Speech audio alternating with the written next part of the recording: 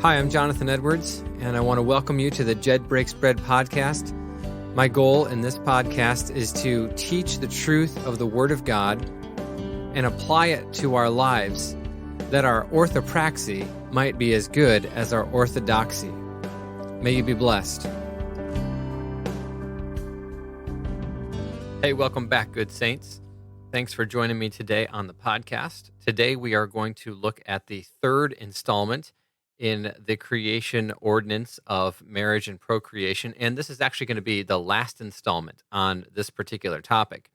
And it's not that we've exhausted things to say, but I think what we have covered so far and what we'll cover today will provide us with a very adequate foundation upon which to build. And it hopefully will give you some ideas and some concepts that you can apply to your marriage and to how you think about society in general, and why marriage is such a critical and crucial aspect of society. Let's go ahead and take a look now at why God established marriage. So God established marriage.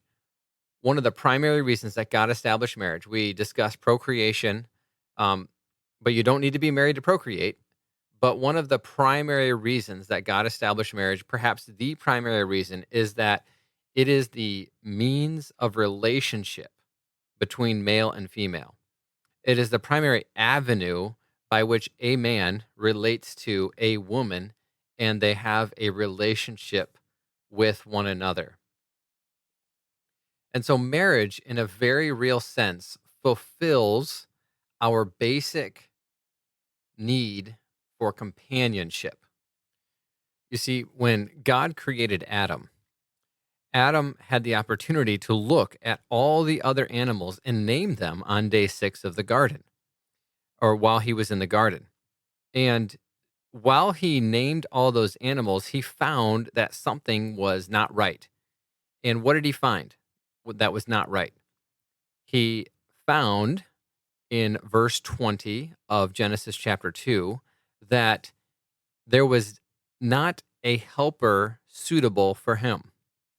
He did not find a helper suitable for him amongst all the animals that he named.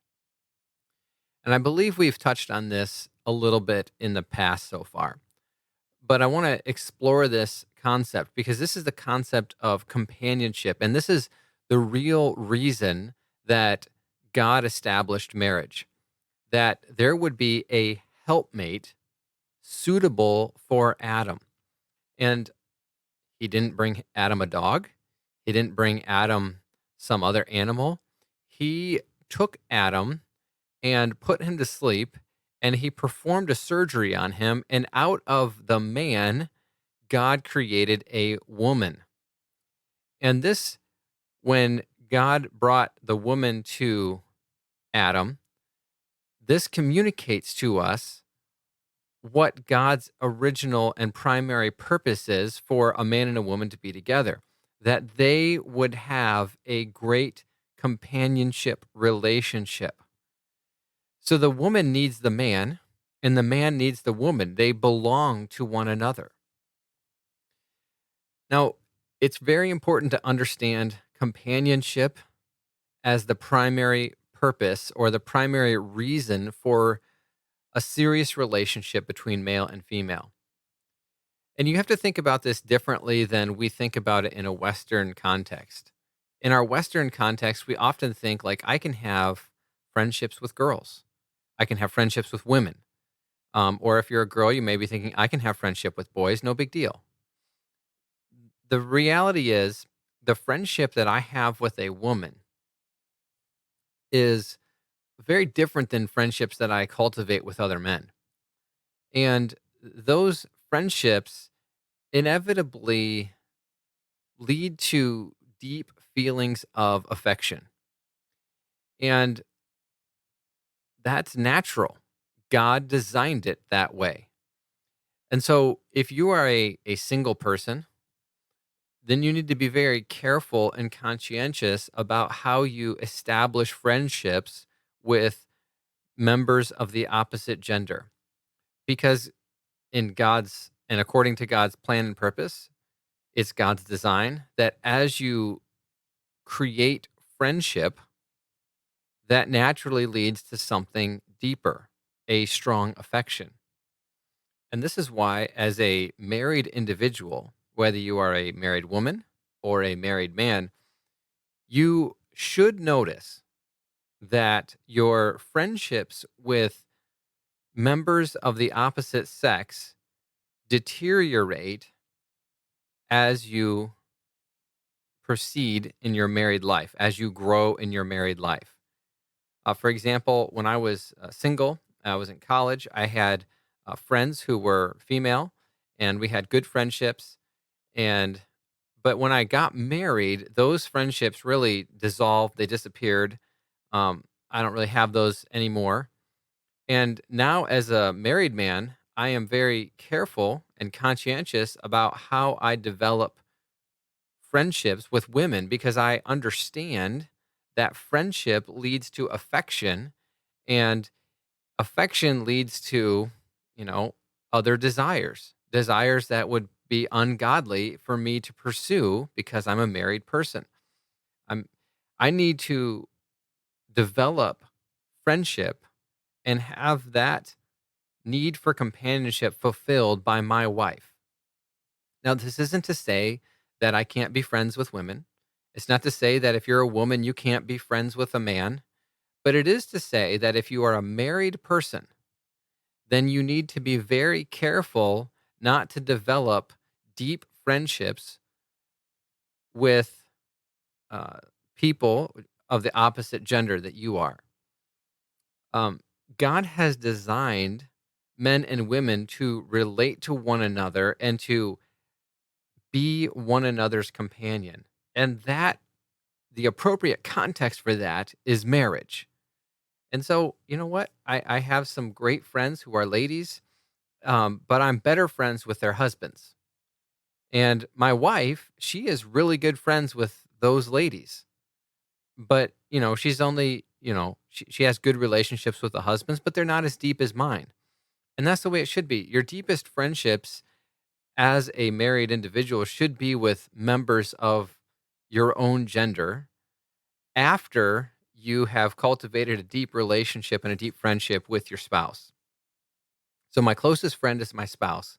My next closest friends are men, men who are important to me in my life, men who are significant to me.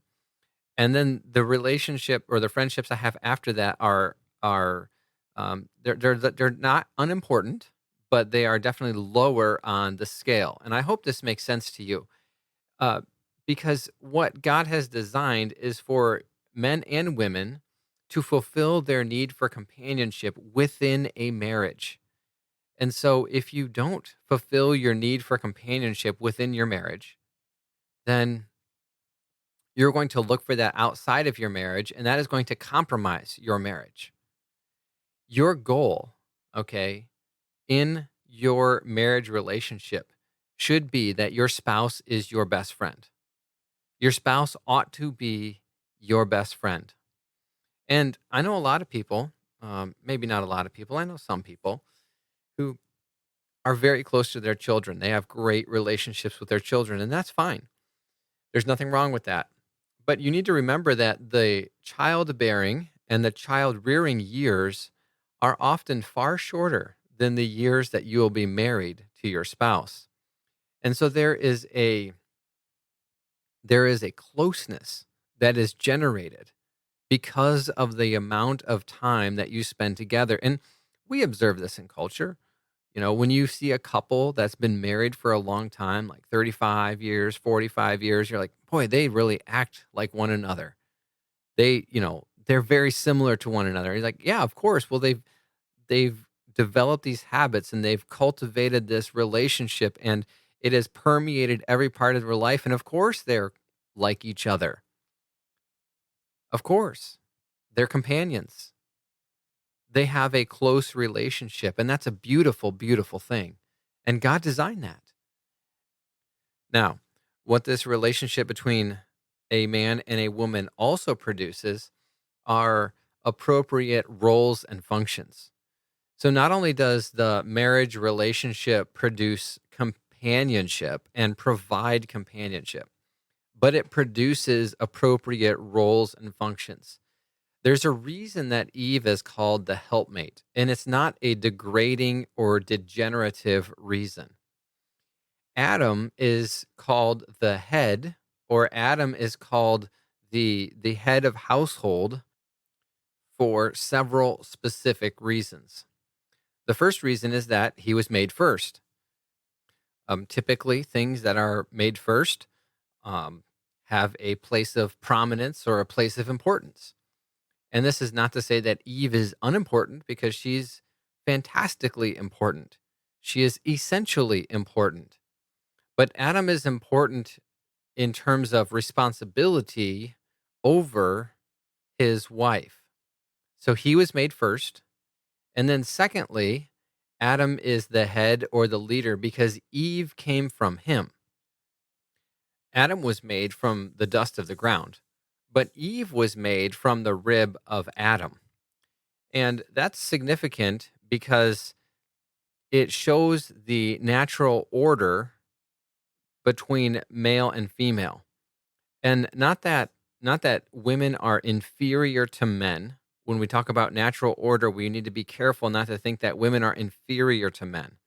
But when we talk about natural order, it means that which is created first has a higher priority, and then that which is created from something else then also has a lower priority than the thing that it was taken from.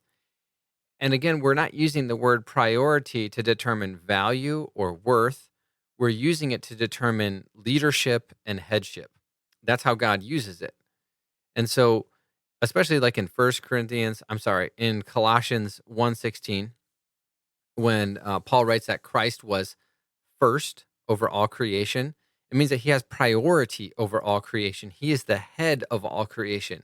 He has authority over all creation. Not that being first somehow makes him the best, although Christ is the best, right? In a lot of ways, Christ is the best. He was the perfect man, he was the perfect sacrifice. But that's not how we're talking about it here. And so we need to be careful not to read our Western assumptions into the biblical text. The fact that Eve came from man just demonstrates, it's a demonstration that she is second in command, not first in command. And finally, Adam is the leader um, in the household because he is the one who is responsible to leave his father and mother and to be joined to his wife. See, if you look in Genesis chapter 2, verse 24, who is the command? There's a command there. Who is it to? Okay. Who is it to? Genesis chapter 2, verse 24. For this reason, a man shall leave his father and his mother and be joined to his wife, and they shall become one flesh. The very interesting and fascinating thing about this verse is that in our Western wedding ceremonies, in the wedding ceremonies of the Western culture, we place a lot of emphasis on the bride. And here in the biblical text, the emphasis is placed on the husband. He has a particular responsibility, and the responsibility is to leave his father and his mother. That means he is going to become independent of them. He is no longer going to be submitting to them. He is going to be creating a new household. And how does he create a new household? He leaves his father and his mother and he's joined to his wife. And then what is the assumption? That the two of them will procreate and bear children. They will be fruitful and multiply. And then they will have their own household. So who's responsible for creating the household? It's not the wife, right? It doesn't say for this reason a woman will leave her father and her mother and be joined to her husband. No, it's the other way around. A man will leave his father and his mother and be joined to his wife, and they shall become one flesh. So the responsibility to create an independent family unit is given to the man and to the man alone. So, husbands, let me just jump in here with a quick point of application. Husbands, if you are allowing your parents to steer the direction of your marriage relationship and your family relationship, you are acting disobediently to God's original intention and to the Word of God. It's not wrong to ask your parents for advice, but it is wrong to allow your parents to steer your family. That is your responsibility and your job exclusively. And I know that what we are touching on here is a bit of the debate between the complementarian perspective and the egalitarian perspective on male and female relationships. We at the chapel, at the Grace Brethren Chapel, are complementarian in how we view male and female roles. Complementarian means that man and woman are created equally in the image of God. They have intrinsic value and worth that is the same because they are created equally in the image of God. But the role and function that they perform within the household is different because God has given men and women different roles to perform within the household. Now, the egalitarian view says, yes, of course, we agree. Men and women are equal. They are intrinsically valuable. They have intrinsically the same worth. And because they are equal and because they have the same worth, the roles and functions that they do are interchangeable. So it doesn't matter what role a husband has or is supposed to have, or what role a wife is supposed to have. Those things can be and possibly should be interchangeable according to the egalitarian perspective. There's a lot that you could say about this. In fact, many volumes have been written about complementarianism and egalitarianism. Um, I would recommend you check out www.cbmw.org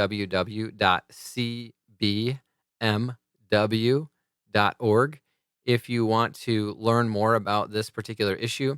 I will let you know that they do hold to a complementarian perspective on it, but they have articles that um, discuss both perspectives.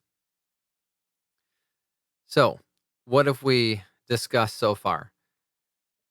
The main point in what we are talking about is that God established marriage as the primary means of relationship between male and female.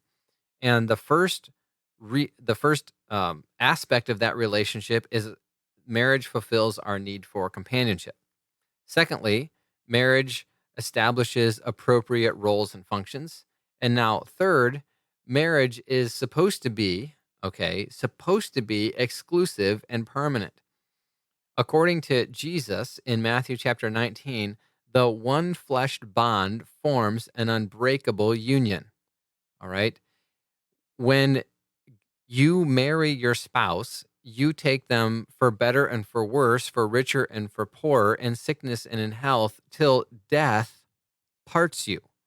Okay. It is death that must part you, not some other thing like irreconcilable differences. You say, well, that's all well and good, but what if I have a spouse who cheats on me? What if I have a spouse who abandons me? What if I have a spouse who does, some other thing to me? Well, there are two God-given exceptions to the unbreakable bond of marriage. Now, let's just talk first before we get to the exceptions about why the marriage bond is to be unbreakable. The marriage bond is to be unbreakable because when you create this one flesh union, that is a special union that involves the most intimate aspect of your body, of your being. God designed that one flesh union to connect you not only physically, but spiritually and emotionally with another person. That's why sexual relationship is supposed to be protected. It's supposed to be enjoyed only within the context of marriage and only with the person you are married to, because of the uniqueness and the design of that relationship. You don't want to be having that type of relationship with a whole bunch of other people.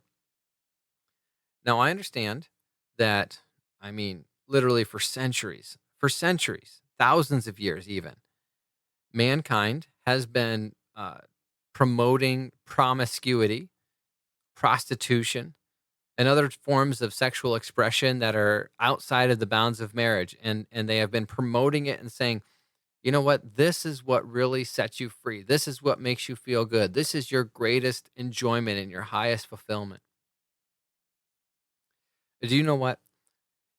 Studies have demonstrated that the highest suicide rates are amongst those who are belong to the LGBT community, especially the T part of that community.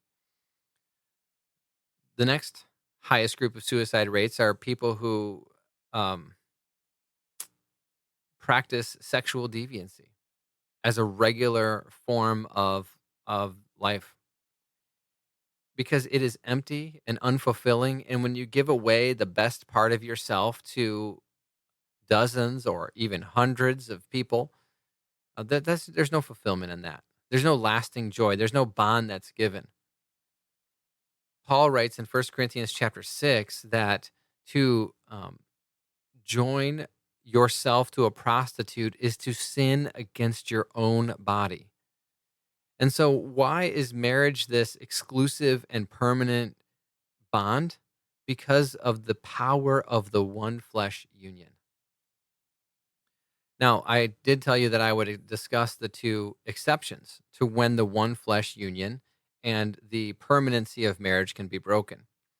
In the scriptures, in Matthew 19 again, we find that there is a exception that makes divorce allowable.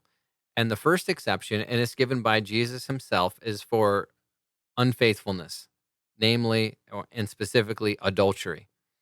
So if adultery occurs within a marriage, that is a violation of the one flesh union. And Jesus says that because of that violation, the injured party has the right to divorce if they desire. Now, they don't have to divorce, but the injured party has the right to pursue that if they so desire. And so, divorce obviously was not something that God originally wanted to happen. But because of sin and the effects of sin in the world, God had to create a law or a means to protect those who would be injured in the case of marital infidelity. And divorce is one of the ways that those who are injured due to adultery are protected. The second exception that we find in the scriptures is found in 1 Corinthians chapter 7, verse 15, where Paul writes that if you are a believer and your spouse is an unbeliever and your spouse decides to abandon you, that means your spouse leaves the marriage, then you have the opportunity or the freedom to divorce that individual. Now, I think that Paul's assumption, and I think it's a good assumption, it's one that we also ought to make, is that if you are abandoned in your marriage, then the person who abandoned you will be off fulfilling their sexual desires with another person. So, very, very rare is the case that a spouse gets abandoned by an unbeliever and the person who did the abandoning is living a celibate lifestyle. That's not what's happening. They are finding a way to satisfy their sexual desires. And so, yes, there's this abandonment, but there's also the adultery. And so, really, I think both things are true in that particular situation and scenario. And why did that come about? Well, that came about because of how individuals in society become Christians.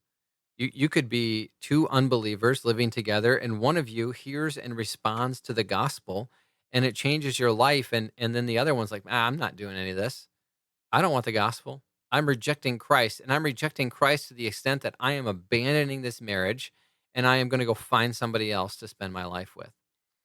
And so those are the only two reasons for divorce that are allowable or approved by God in the scriptures. Marriage is one of the most fundamental building blocks of society. And if you want to look at fixing our society, you say, well, what's wrong with America? What's wrong with America is the fact that we promote sexuality and sexual expression without any responsibility in marriage. We also have made it so incredibly easy for two people who are married to divorce one another and to um, break off their marriage. And then you have a whole bunch of shambles after that. I mean, you have children in shambles, you have family units left in shambles, you have all these mixed relationships, and it's very difficult and confusing to figure out. And that's why I think there's a whole generation of people who have grown up and they're disillusioned with marriage. You know, hey, if marriage is going to be so bad, if marriage is just going to end in divorce, why would I even want to get married? And the effects of the destruction of marriage are so weighty upon our society. I don't even know that we could. I don't even know that we could understand it all unless God were to really pull back the curtain and help us to see how devastating the effects of the abandonment of marriage really are. I can tell you, well, no, I'm not going to go into any more detail on that. I'm just going to leave it right there. Maybe that would be a good future episode. I might do that sometime in the future and just talk about the effects of the abandonment of marriage. Know this though, as you finish up listening to this episode, that marriage is a great blessing. And marriage is the primary means for a man and a woman to relate to one another. So if you want companionship in life, if you want to have children, if you want to do what is right and good for society at large, get married. Get married in the Lord. Seek marriage. And again, it's not wrong if you're single.